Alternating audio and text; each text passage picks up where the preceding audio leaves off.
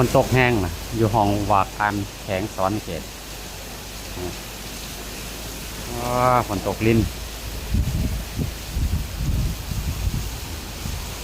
ฝนตกแห้งแล้วนี่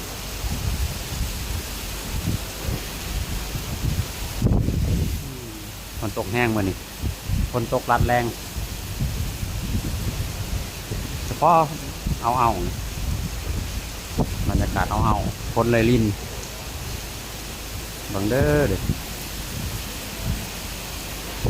แห้งเลยฝนตกแห้งลิ้นแห้งเลยนี่ฝนตกแห้งอยู่ห้องว่าการแข็งสวรรณเขตนี่บรรยากาศอยู่ข้างในก็จะประมาณนี้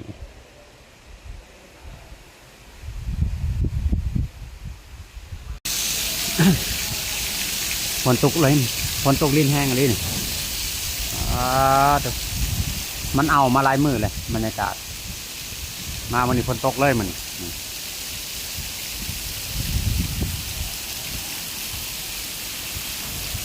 แห้งฝนตกแห้งเลย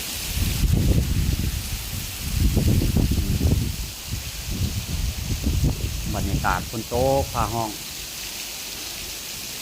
เด้อนี่เด้อบรรยากาศตกแห้งพอสมควรฝนตก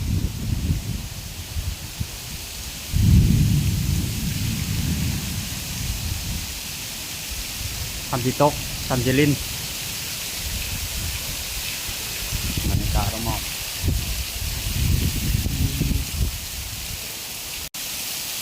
แห้งฝนแห้งทำจีแห้ง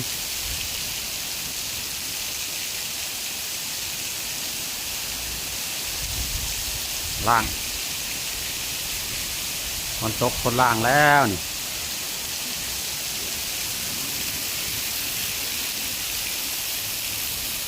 ตกแห้งพอสมควรอ้าวตกชุ่มเย็น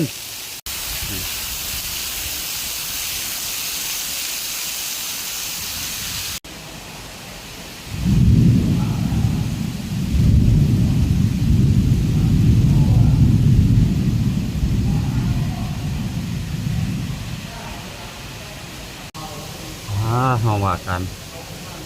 ฝนตกแห้งมานี่ตกแห้งพอสมควรท่านผู้ชมถ่ายท่านผู้ชมเบิ่งนำกัน